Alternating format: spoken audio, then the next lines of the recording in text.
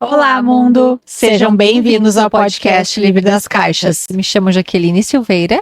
Eu sou a Mari Belmonte e agora que o ano oficialmente começou no Brasil depois do Carnaval, o nosso tema não podia ser outro, além de burnout no trabalho. Mas antes da gente começar, já se inscreve no nosso canal e ativa as notificações para não perder nenhum dos nossos próximos vídeos. Vocês vão gostar muito do assunto de hoje. Então, Mari, esse assunto do burnout, ele é um assunto extremamente importante da gente poder compartilhar aqui com as pessoas no nosso podcast, porque nós temos aí mais de 470 mil afastamentos relacionados a transtornos de ansiedade e depressão. Então, pessoas que estão se afastando dos seus trabalhos, das suas atividades, né, de trabalho, por conta de doenças e de transtornos mentais, transtornos psicológicos. Em 10 anos, nós tivemos agora o maior número de afastamentos, né, por pessoas que estão aí mais debilitadas emocionalmente, impactando diretamente nas suas atividades, nos seus ofícios de trabalho. Nós tivemos aí um aumento de 68% de casos de afastamentos por doenças aí, por transtornos psicológicos, que, na verdade, há relatos de que nunca foi visto um número tão expressivo aí nesse período dos últimos 10 anos. A gente sabe, né, Jaque, que esse assunto do estresse no trabalho em si não é um assunto novo. Todo mundo que está assistindo ou trabalha numa empresa ou conhece pessoas que trabalham numa empresa. Nós duas já trabalhamos em empresas. Sim. A gente sabe que o estresse é altíssimo nesse ambiente, né, corporativo, no ambiente de trabalho, e que as pessoas sofrem muito com isso. O burnout vai ser a gota d'água, assim, né, vai ser quando a coisa estoura num nível que é muito grave, é muito sério, e talvez nesse nível muitas pessoas ainda não chegaram, né, e tomara que nunca cheguem, mas o estresse no ambiente de trabalho, ele é uma constante. O estresse, né, ele é algo constante e ele é extremamente importante de ser gerenciado, justamente porque o ambiente de trabalho, ele vai trazer desafios e tu não vai ter como fugir desses desafios. Então, tu vai ter que melhor se preparar para lidar com esses desafios, né, essas dificuldades que, como tu trouxe, Mari, o ambiente corporativo, ele vai ter. Não vai ter como a gente fugir, né? Então, o manejo e o gerenciamento das emoções, ele vai ser muito importante para conseguir estar no ambiente de forma saudável. E hoje nós vamos falar aqui no nosso episódio das estratégias e de formas, manejos que as pessoas podem se utilizar aí para que essa questão do estresse exacerbado, né, ele não chegue a um nível tão alto a ponto de prejudicar a sua saúde e até aí ter uma necessidade de um afastamento do trabalho.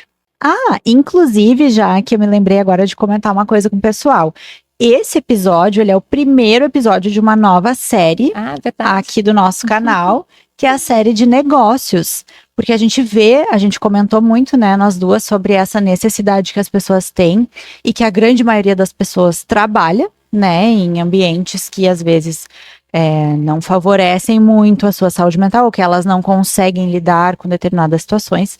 Então vão ter outros episódios ainda sobre esse tema, mas a gente quis começar com o burnout também, porque nós começamos a ver muitas reportagens, né? Sim, tá uma loucura mesmo. E uma muito interessante é a do salário emocional, que foi aquela que saiu na Forbes. Verdade. Então, olha só o que dizia ali. A falta de motivação é global. Apenas 23% dos profissionais se sentem conectados aos seus empregos. 23%. Global. Ou seja, a grande maioria das pessoas está muito insatisfeita, não se sente conectada com aquele trabalho que elas fazem todo santo dia. Na verdade, é um número inimaginável em relação à quantidade de pessoas que se sentem infelizes num ambiente que a maioria delas passa a maior parte do tempo e das horas de vida delas. Imagina, olha o boom aí da saúde mental, né, que a gente tem para poder avaliar, discutir e realmente se preocupar, porque literalmente é o ganha-pão das pessoas que está ficando comprometido. Outro ponto bem importante, 79% dos trabalhadores apontam baixos salários e a falta de valorização como principais motivos do desengajamento profissional. Ou seja, não é só sobre o salário, que é o que muitas pessoas ainda acreditam, né? A gente sabe que a valorização muitas vezes importa muito mais do que o salário em si. E é por isso que as pessoas trocam de empresa muitas vezes para receber um pouquinho a mais ou a mesma coisa, só para sair daquele ambiente. Sim, só para se sentir melhor, né, onde elas estão e passam o dia inteiro delas. Mas tu sabe que esse ponto, para mim, ele é um pouco polêmico também, porque tem dois lados da moeda.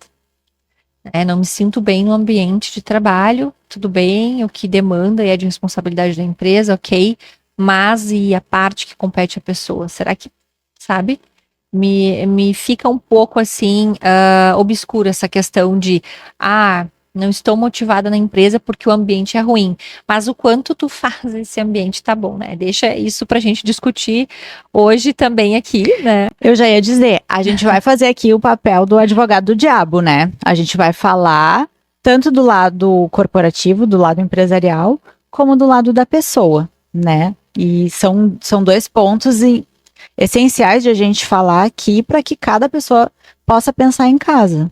Onde é que eu tô me enquadrando, onde é que eu tô e o que eu preciso fazer para melhorar a minha situação, né? Se colocando em primeiro lugar. E esse ponto que eu vou falar agora tá linkado com o último. 72% das pessoas preferem um emprego com suporte e reconhecimento, mesmo que a remuneração seja menor. Ou seja, não é pelo dinheiro, as pessoas querem se sentir bem no lugar onde elas estão. Tá, se isso é um problema da empresa ou é um problema da pessoa, a gente vai discutir, né? Mas Sim. O fato é que as pessoas querem se sentir bem, elas querem trabalhar num lugar que elas se sintam conectadas, elas querem viver com propósito, trabalhar com algo que faça sentido para elas. Isso é a grande maioria das pessoas.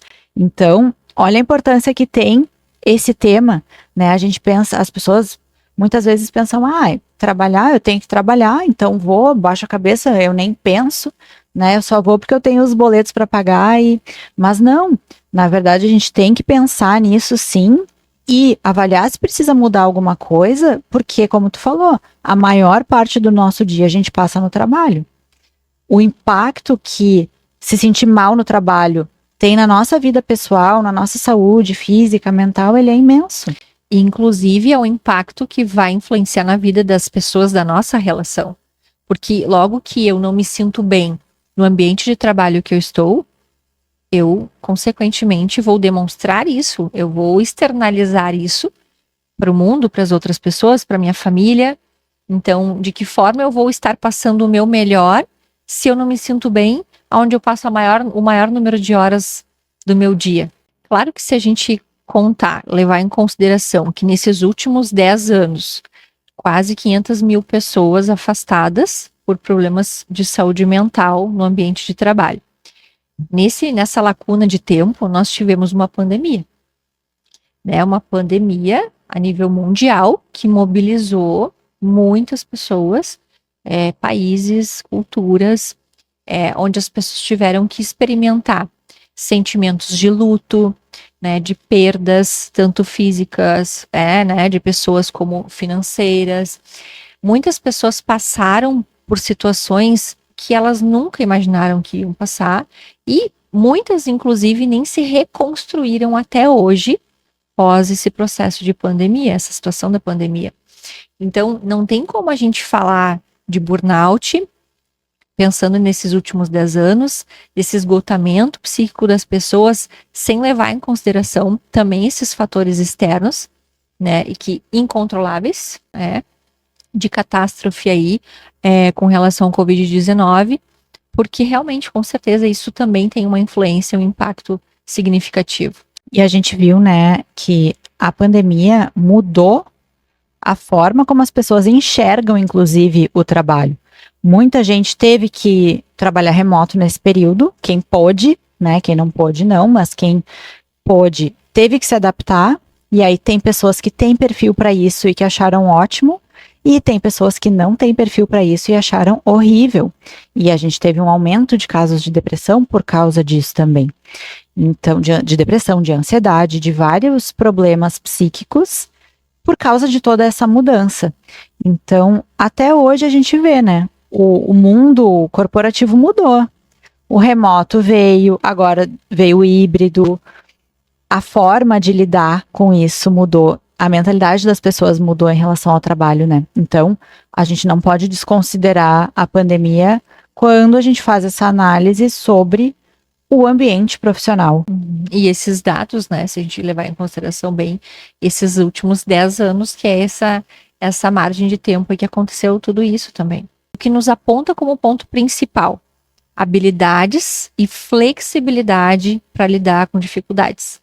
Quando a gente não tem desenvolvido habilidades emocionais, né, uma flexibilidade cognitiva, emocional, a gente vai acabar sofrendo muito mais quando uma catástrofe ou alguma situação indesejada, imprevista acontece.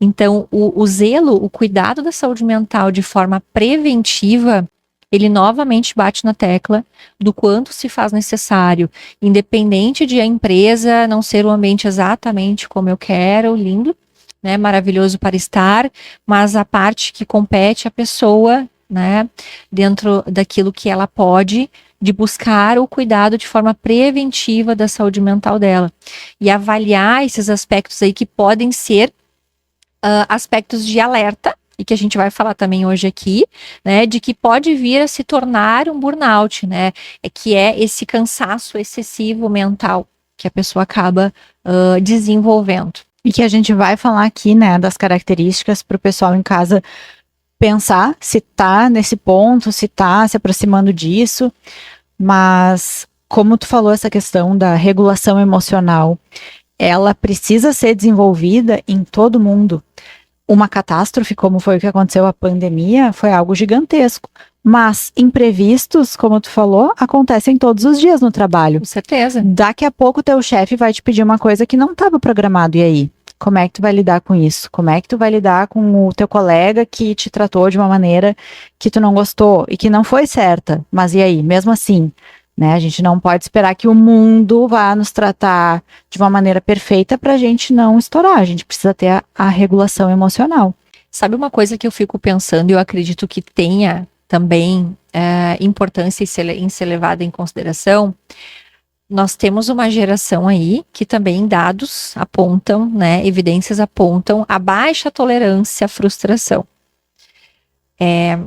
Bom, pensando em baixa tolerância à frustração, quando a gente diz que existe um estresse, um burnout, um esgotamento psíquico, né, expressivo, com base em qual expectativa, né? O que será que de fato está adoecendo? Claro que não estamos aqui para julgar ninguém, cada realidade é uma, mas levando em consideração os dados, né? Será que realmente não existe uma expectativa ilusória do que eu imagino que tenha que ser um ambiente de trabalho para mim, e eu projeto essa expectativa e acredito que tem que ser dessa forma, porque se não for, eu vou começar a entrar num processo de adoecimento? E eu acho excelente essa tua colocação, e acho que a gente tem que fazer um episódio só sobre isso, mas esse é só um parênteses, porque o pessoal que está assistindo tem filhos, né? E o quanto é importante a gente ouve hoje em dia crianças, pré-adolescentes tendo ataque de pânico, porque alguém falou que o nariz dele era feio.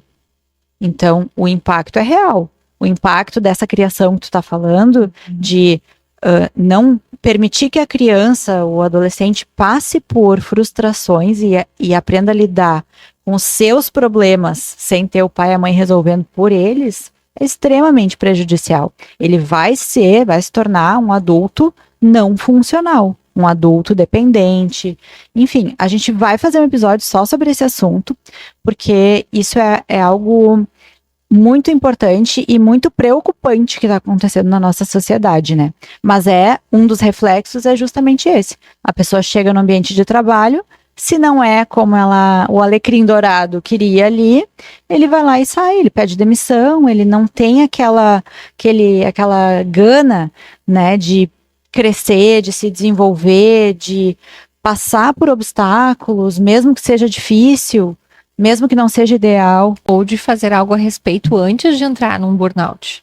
Porque o burnout, ele é o fim da situação, né? Ele é já a situação grave. isso que tu trouxe sobre a questão do próprio desenvolvimento infantil, adolescente, porque o que a gente observa muito, né? Não é que a vulnerabilidade seja algo ruim, a fragilidade em excesso é ruim. A vulnerabilidade é normal, né? Todos nós humanos temos vulnerabilidade e a gente pode se utilizar de uma forma positiva dessa vulnerabilidade. Agora, quando a gente fala de fragilidade, existe uma exposição e existe um problema, uma dificuldade maior aí que pode essa pessoa vir a enfrentar. Seja criança, adolescente, adulto, jovem. E por que adulto jovem? Porque a gente fala dessas diferenças de gerações, inclusive elas já são nomeadas, geração X, Y, né?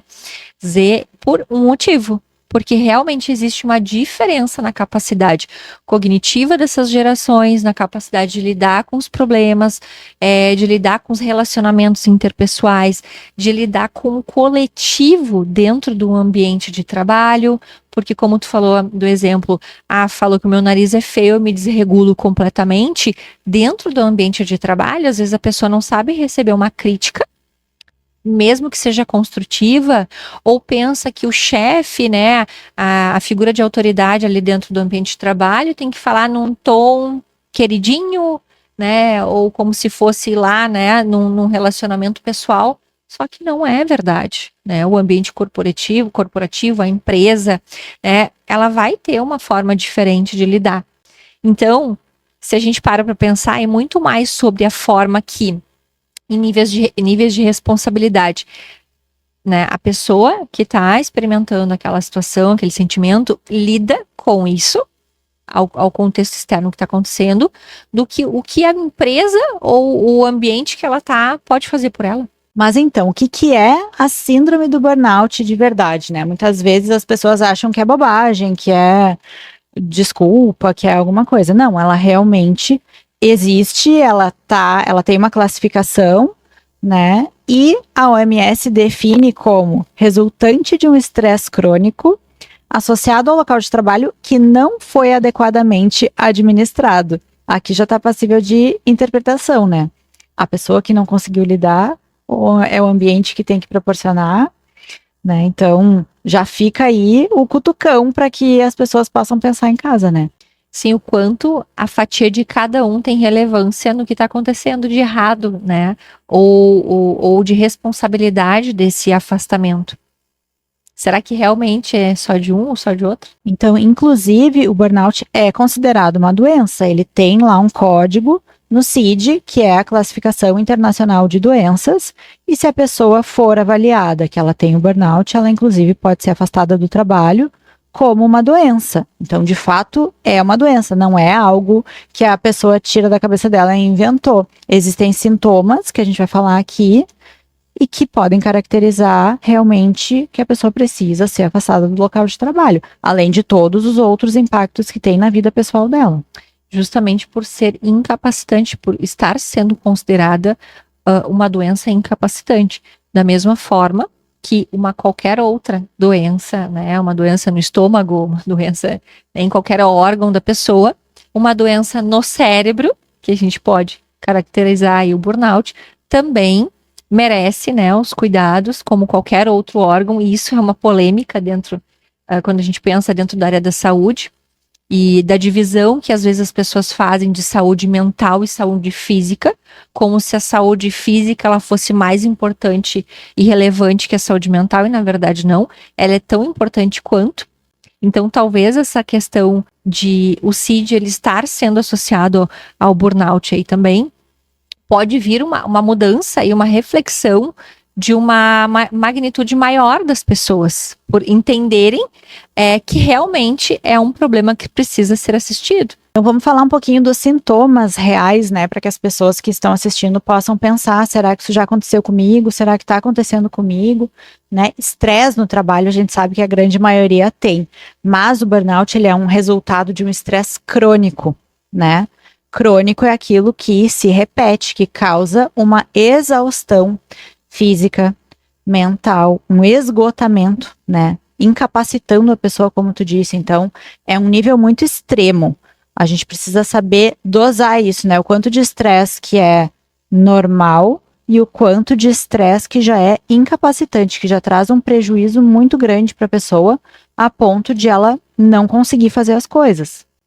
E uma das principais características é o declínio, né, de produtividade, né, o quanto a pessoa ela acaba se sentindo mais para baixo, ela deixa de fazer coisas que para ela eram normais, de ela fazer ali do dia a dia, no trabalho, ela não consegue fazer nem a metade, nem entregar a metade dos resultados que ela fazia anteriormente, quando ela não tinha o burnout, quando ela ainda não tinha desenvolvido o burnout. Então, esse é um ponto bem importante de termômetro aí para as pessoas poderem utilizar. O declínio nas atividades, o declínio em tudo que tu fazia anteriormente de forma tranquila, ou que tu conseguia fazer ali no teu dia a dia, tu acaba tendo aí um declínio significativo.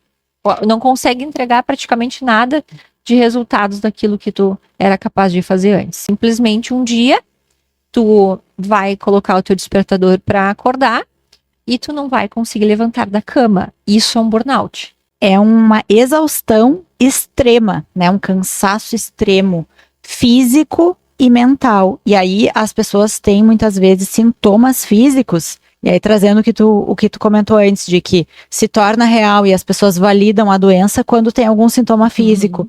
Então tem gente que vai de ambulância para UTI porque tá passando mal fisicamente por causa de um burnout. E aí sim as pessoas pensam, então realmente existe, então realmente é uma doença, né?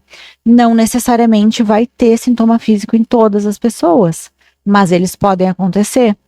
Então, imagina uma pessoa que está exausta, uma pessoa que está esgotada. O que ela vai conseguir fazer? O que ela vai conseguir produzir?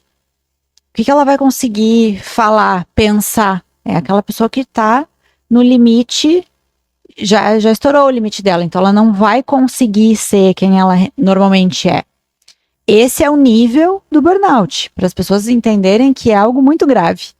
E por mais que não seja tão popularizado como TDAH, depressão, ansiedade, é algo que existe. E é algo que a gente tem que cuidar, porque o estresse no trabalho é algo muito banalizado também. Todo mundo pensa que é muito normal ter estresse no trabalho, tudo bem, mas e até que ponto? Qual é o prejuízo que tu tá tendo? Até onde isso tá te impactando? Essa é a avaliação que cada um pode fazer em casa. E o burnout, na verdade, esse estresse mais exacerbado, essa exaustão crônica, ele, de fato, ele é um dos pontos na caixinha de surpresas aí de problemas psicológicos que a pessoa, com certeza, ela vai estar. Porque se já chega no extremo do burnout, certamente, ou ela está com uma síndrome do pânico, ou ela está tendo ataques de pânico, ou ela já está num processo de depressão aí moderada grave. Então, o burnout, ele não vem sozinho. Podem ter outras doenças, outros transtornos psicológicos associados que vão precisar de uma atenção, assim como o burnout, obviamente pensando a nível de tratamento concomitante, talvez com medicação, né? Ou a terapia junto, mas assim, nunca é algo que vem sozinho. O burnout ele já vai estar associado a outras doenças psicológicas também. Agora, te ouvindo falar, eu me lembrei uma amiga minha que esses dias mandou no grupo, né, do WhatsApp, falou, gurias, eu tava sumida, eu tive uma crise, tive um burnout, falou. E ninguém sabia de nada, né, então assim, ela tava trabalhando num ritmo frenético, a ponto de ela não conseguir dar conta, mas como ela tinha um objetivo, ela não sabia dizer não, enfim, várias outras questões que estão por trás, né, então de abraçar mais do que conseguia fazer. E ela teve que ir para o hospital, e ela tem um filho pequeno. Então aí vem outras questões também, como tu está falando. Ela já se sentiu culpada, porque dela não soube dosar bem aquilo ali, e agora o filho dela está sofrendo o impacto de a mãe estar doente. E aí pode desencadear várias outras coisas além disso. Por isso que é claro que não existe um equilíbrio perfeito, como muitas vezes a gente vê por aí, ainda mais na internet, né? De que tem que estar com todas as áreas da vida perfeitamente equilibradas para ser um ser humano melhor. Não. Isso não existe. Isso não existe, isso é ilusório, né? A gente sabe que se uma área tá muito focada numa área, a outra tu não vai mais estar tão focada. É normal, é natural isso. Mas um equilíbrio real de não deixar extrapolar o teu limite.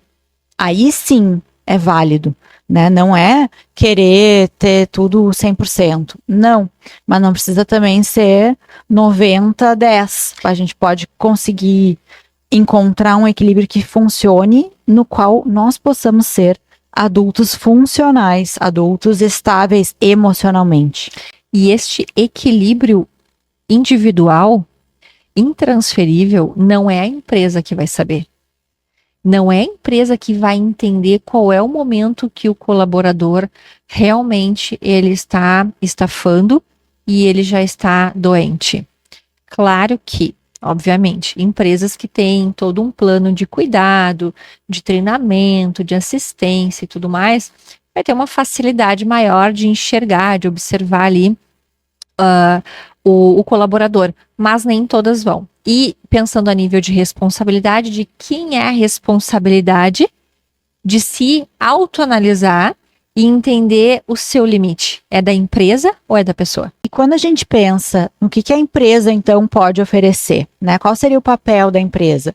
A cultura organizacional é algo que a empresa pode investir. A gente sabe que as empresas têm áreas de cultura, que elas promovem eventos culturais, que elas querem, né, proporcionar ambientes saudáveis. Tem programas, nós que trabalhamos em RH, a gente sabe, né, que tem programas de engajamento para que as pessoas se sintam bem no trabalho. Tem as políticas internas também, que facilitam, que promovem saúde, tem a área de segurança do trabalho, tem coisas que a empresa pode fazer e que as empresas fazem. Algumas fazem, outras umas fazem mais, outras fazem menos, mas se isso não for suficiente para a pessoa, porque muitas vezes pode ter todos esses programas e o chefe dela ser uma pessoa que ela não consegue lidar, que é uma pessoa que não tem nenhuma regulação emocional, nunca fez terapia na vida. E é interessante isso que tu falou agora, porque as empresas que têm, né, essa política de treinamento, de desenvolvimento, às vezes de dinâmica de grupo nas equipes, para desenvolver os colaboradores ali. Mas aí, normalmente, quem faz, né, quem aplica o treinamento é o pessoal do RH, não é o gestor. E aí, às vezes, a pessoa ela não tem uma boa relação com o gestor, não gosta, né? Eu, particularmente, já tive essa experiência. Eu tive um gestor, uma empresa que eu trabalhei, que ele não gostava de mim, enfim, não sei por quê, porque eu entendo que eu trabalhava bem, direitinho, entregava meus resultados para ele. Mas ele tinha um problema assim comigo, porque o dono da empresa, o diretor da empresa, passava por cima dele para buscar as coisas do RH e para saber as coisas do RH, enfim. Então ele não gostava de mim e eu também não gostava dele, porque eu sabia que ele não gostava de mim, né? Então, mesmo que a empresa, às vezes, né, tinha essa questão dos treinamentos e investir, eu fazia parte, né, dessa questão de treinamento e desenvolvimento, ainda assim eu ficava com ranço porque eu não gostava dele. Então, é como tu falou, a questão vai ser multifatorial. Nem sempre vai ser a empresa que não faz. A empresa às vezes faz. Só que tu tem um problema com uma ou com outra pessoa ali, né, peça nesse xadrez, que vai gerar um problema, vai gerar um desconforto. Se tu não administra de uma forma adequada para ti isso, aquilo vai somatizando e tu vai deixando passar, ou porque tem medo, né? Porque tem questões financeiras, porque tem contas para pagar e tudo bem, a gente sabe disso, todo mundo tem, né? Mas se existe um planejamento, uma organização da pessoa dentro da responsabilidade dela de se sentir bem, talvez não precise ficar exposto a isso, que não faz bem para ela. E se a gente for pensar em probabilidades, qual a probabilidade de a pessoa encontrar uma empresa na qual ela goste de todo mundo que trabalha lá dentro e que todo mundo goste dela também? E que ela goste de tudo, que ela goste das pessoas, ela goste do ambiente, ela goste da sala, ela goste do cafezinho. Não existe isso. Não existe isso. Sabe que eu lembrei agora de uma colega que eu tive numa empresa e a gente se dava super bem, ela veio pra mim, mas ela tava assim, ela tava muito mal, ela tava triste, tu sentia que ela aquilo ali tava tirando o sono dela. Tinha uma outra colega que não gostava dessa. essa outra tinha uma implicância com ela e a guria não tinha feito nada pra ela. Era uma implicância, sei lá por qual motivo, que eu também não sei. E ela disse pra mim, Mari, a fulana, ela tem uma implicância comigo, ela não gosta de mim, e eu via que ela tava sofrendo. Eu disse, tá, mas tu precisa dela pra exercer o teu trabalho? Ela parou pra pensar assim, ela disse, olha, às vezes eu preciso pedir algum relatório pra ela, que ela era da área de departamento pessoal, e aí eu peço por e-mail. Está aí, ela te responde e-mail? Responde. Ai, mas eu sinto que ela fica me olhando com uma cara.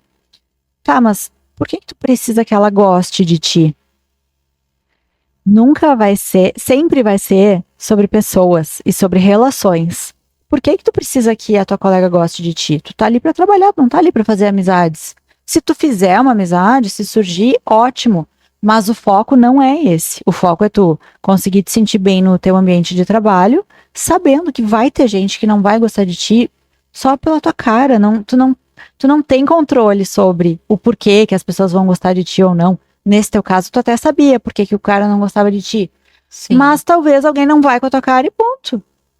E aí, a tua vida vai ser impactada, por isso tu vai perder o sono, tu vai se sentir mal, vai chegar em casa triste, que era o que estava acontecendo com essa minha colega, por causa de uma pessoa terceira, uma pessoa que não faz a menor diferença na tua vida, que não é tua amiga, que não vai ter nenhum tipo de relação contigo, não vai te agregar em nada, só vai te prejudicar.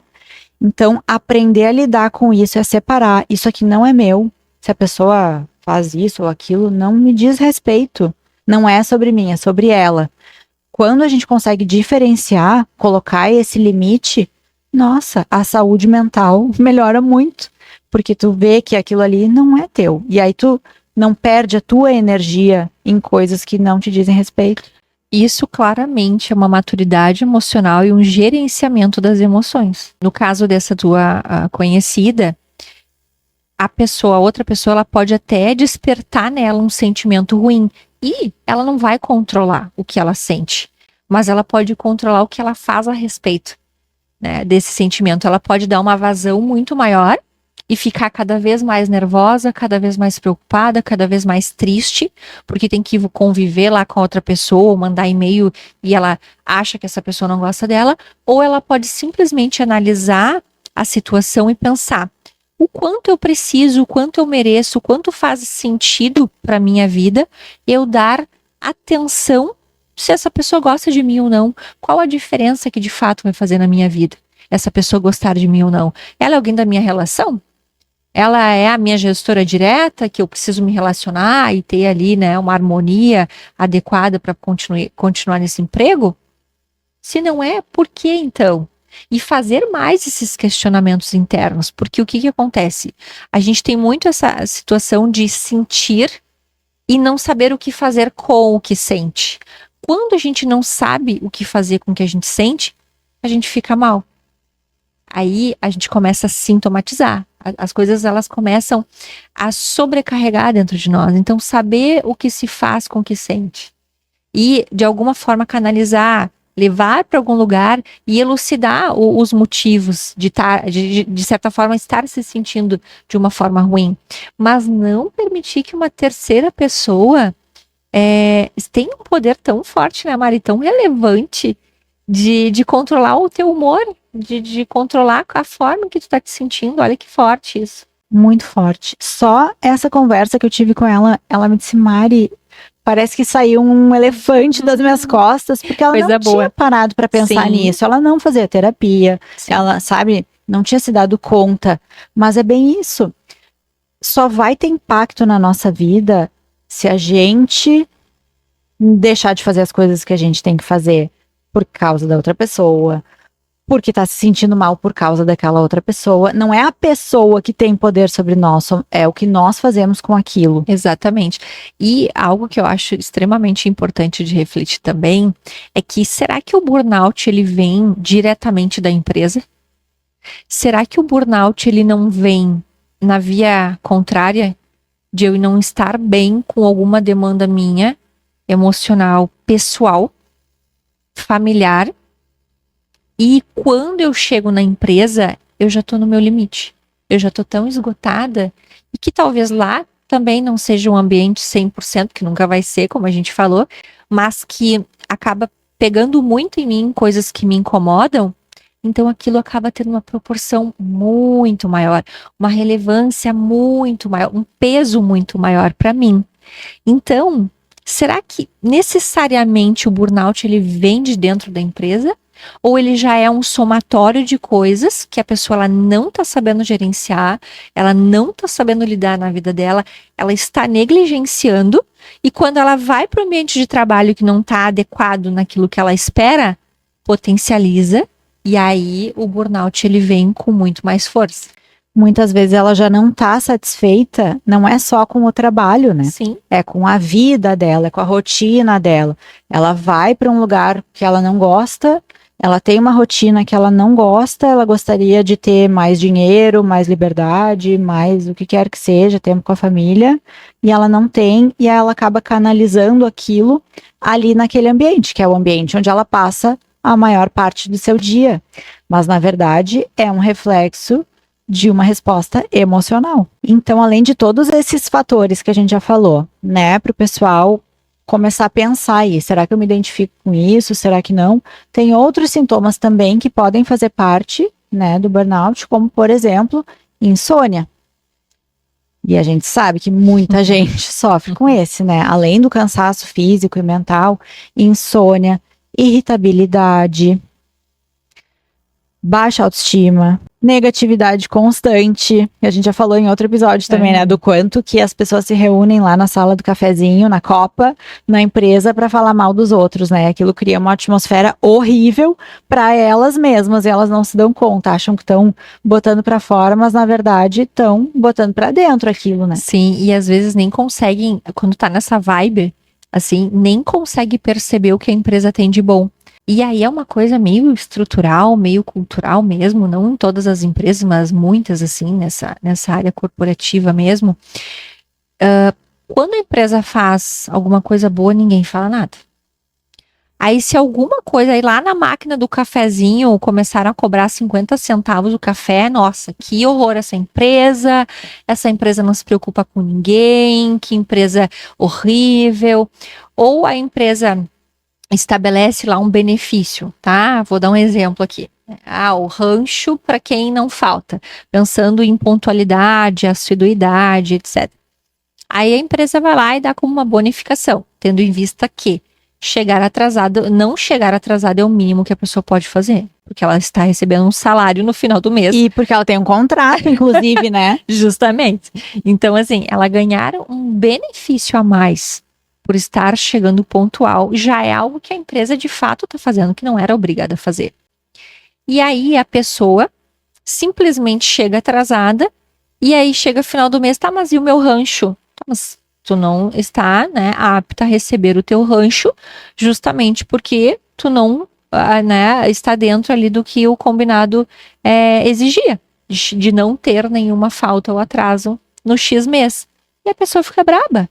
E começa a esbravejar e falar mal da empresa para todo mundo.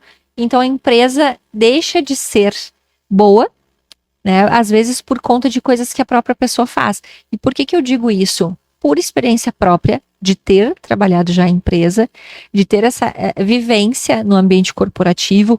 E como tu também deve ter visto, né, Mária? Na área de RH, a gente acaba sendo alvejado demais por todos os lados.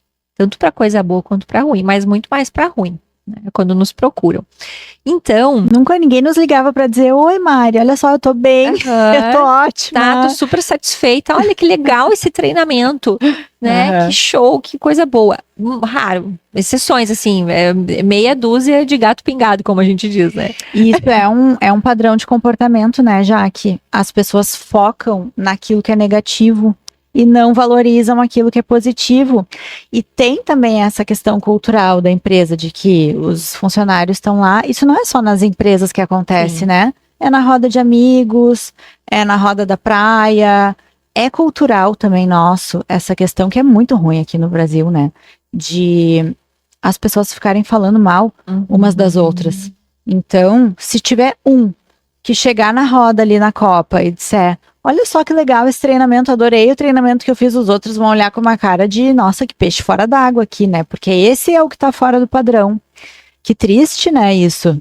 Exato. Então, se a gente avalia o burnout, né, como esse excesso de negatividade constante, o próprio isolamento social, e a gente pensa em figuras, né, em modelos de pessoas nas empresas, a gente vê, né, muito tem aquela pessoa que se isola, ou aquela que reclama, o reclamão, que reclama de tudo, aquela que é pacífica, neutra, né, pensando nos perfis das pessoas. Então, com certeza o burnout, ele vai estar aí mais presente em pessoas que têm já um perfil. Porque assim, não é para todo mundo, tá? Não é todo mundo que vai se caracterizar, apesar de os números estarem sendo muito altos, né? Desses afastamentos por problemas de saúde mental, o burnout especificamente não é todo mundo que vai se enquadrar. Porque vai ter muito a ver com o perfil da pessoa, obviamente, de como ela gerencia aquilo que ela sente e tudo mais, mas para pensar como é dinâmico e como é amplo a gente pensar nessa ideia de culpados. Acho que não tem como a gente trazer. É culpa da empresa ou é culpa da pessoa ou de quem é a responsabilidade. Eu acho que tendo em vista a dinâmica e todos esses fatores, na verdade é uma via de mão dupla. E são responsabilidades mútuas. E a gente sempre fala aqui, né, Jaque, de autorresponsabilidade, de sair do papel de vítima da sua própria vida, né? Não pelos outros ou pela empresa, mas por si. Porque tu só vai ser feliz de verdade, tu só vai ter aquele sentimento de autorrealização, tu só vai se sentir bem contigo mesmo, na tua vida, quando tu te responsabilizar por ela e quando tu sair do papel de vítima e assumir a responsabilidade. Não precisa chegar na gota d'água lá do burnout para tu perceber que tu precisa fazer alguma coisa de diferente na tua vida. A gente sabe que muitas pessoas não vão ter esse episódio, mas mesmo assim elas estão sofrendo, elas estão insatisfeitas com a vida delas, elas não estão se sentindo muito estressadas, ansiosas, elas não estão gostando de como que as coisas estão sendo, só que ninguém vai vir para te salvar. É tu quem precisa fazer o movimento, né? E quando tu diz, tem pessoas que são mais passivas, pessoas que aceitam mais, essas pessoas também são muito preocupantes, porque ela vai aceitando, e uma hora ela explode. Então, todo mundo precisa se auto-observar e avaliar. Isso vale para tudo na vida. Tá bom assim para mim, a minha vida? Cada um ganhou uma vida, né? Cada um ganhou uma. Aí a gente insiste em ir lá cuidar da vida dos outros e não cuida da nossa própria saúde física, mental, da nossa rotina, se está sendo de acordo com aquela vida que a gente queria ter. E será que se as pessoas estivessem fazendo isso, esses números estariam tão alarmantes? Então, o que as pessoas podem fazer, né, Jaque, em estratégias? O que elas podem fazer para melhorar a sua própria qualidade de vida? Isso não significa que ela precisa pedir demissão amanhã e pegar uma mochila, botar nas costas e viajar o mundo, vender tudo e viajar o mundo. Não é isso, né? Mas o que ela pode fazer? Se ela quiser fazer uma transição, ela pode planejar uma transição pensada, sem aventuras financeiras, né? Com responsabilidade. Mas o que ela pode fazer hoje, amanhã, quando ela acordar para ir trabalhar?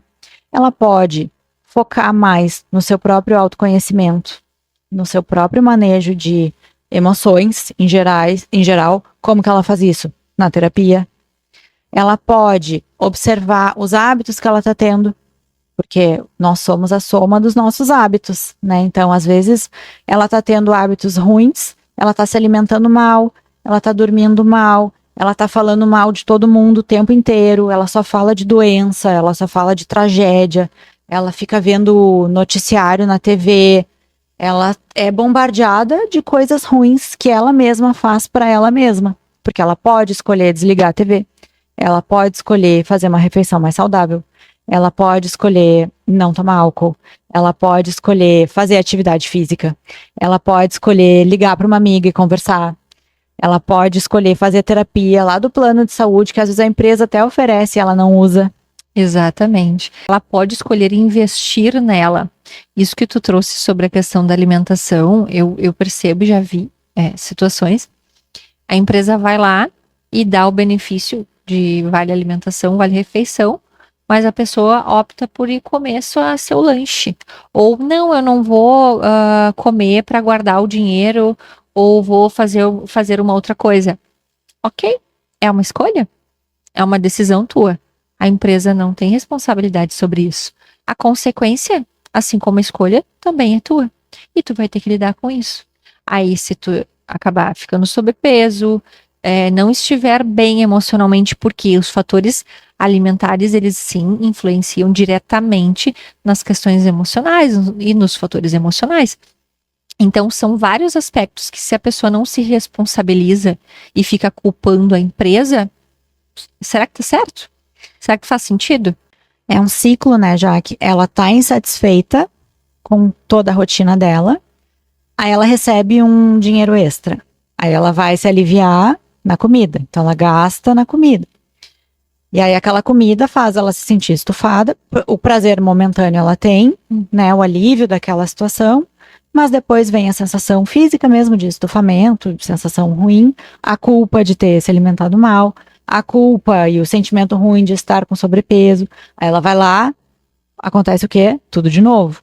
Então ela não faz nada de diferente para sair desse ciclo, porque também muitas vezes não é fácil dar o primeiro passo. O primeiro passo é o mais difícil, mas se tu tá pensando em ter resultados diferentes, tu vai ter que fazer coisas diferentes. E aí, como é que a gente espera ter uma qualidade de vida e se sentir bem no ambiente de trabalho se tu não faz o básico para tua vida? Tu não dorme bem, tu não come bem, tu não cuida dos teus momentos de lazer, tu não pratica a tua autoterapia.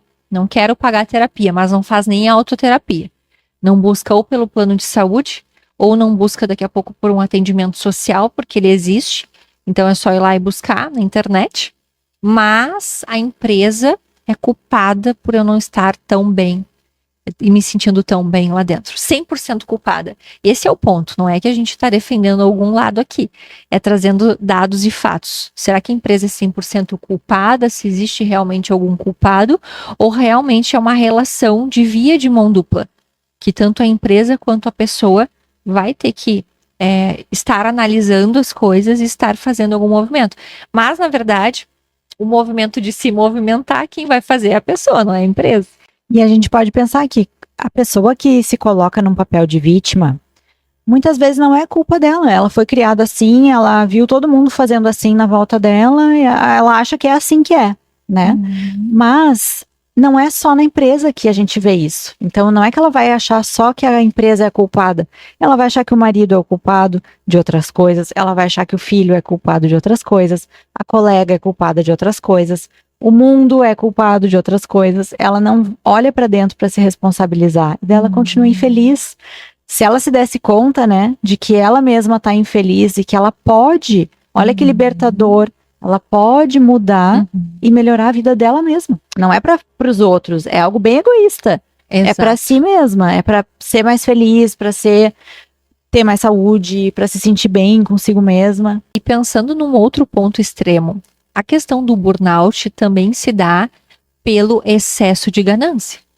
Porque às vezes as pessoas querem, talvez, vão pensar em áreas de vendas, de metas e tudo mais. Claro que é necessário, né, bater meta, enfim, né, quando a pessoa trabalha nessas áreas.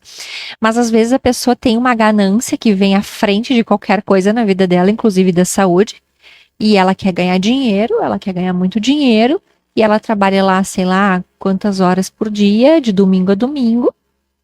E aí, a culpa é de quem? E aí, de novo, né, mesmo que ela tenha uma meta altíssima, e ela quer aquilo, então ela vai fazer. Se ela adoecer, ela não vai conseguir continuar trabalhando. Então também é inútil, não vai adiantar. Ela vai ter que aprender a achar o limite dela. Mesmo que ela vá trabalhar muito mais horas, ou algumas outras pessoas vão trabalhar muito menos e vão estar muito mais estressadas trabalhando muito menos, independentemente da meta que ela tenha, se ela adoecer, ela não vai conseguir continuar. Então, é inútil. Ela vai precisar se regular, ela vai precisar encontrar um equilíbrio, ela vai precisar aprender a lidar com as pessoas, com as dificuldades e com as coisas que acontecem. Entendendo que investimento em si é um investimento mais inteligente que se pode fazer, né? Porque a gente vê muito isso. As pessoas, elas arrumam tempo, dinheiro para qualquer coisa hoje. E muitas vezes não conseguem para cuidar da sua saúde mental. Isso é uma guerra, pensando assim, na área da saúde mental, muito absurda. Porque se fala muito de fazer terapia para melhorar, de fazer terapia para ter autoconhecimento. Isso a gente já tem, né, como provar o quanto a terapia ela faz diferença na vida das pessoas, um investimento na saúde mental. Mas as pessoas optam por investir em outras coisas que elas entendem de alguma forma que tem algum retorno momentâneo e não querem investir num processo de autoconhecimento, mas reclamam dos resultados ruins, reclamam do burnout, reclamam da ansiedade, da depressão, mas e qual é a parte que compete elas?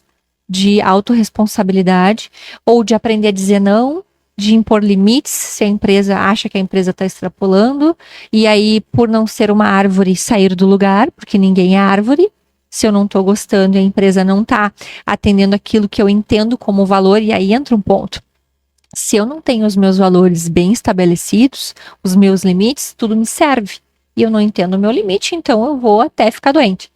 Então, por ser uma pessoa que é dona da sua própria vida, que tem autonomia, que a empresa não está segurando pelos pés, né, algemando ninguém, então faça algo a respeito. Se ela não investir na saúde, ela vai ter que pagar o preço da doença. Obrigatoriamente vai pagar o preço da doença.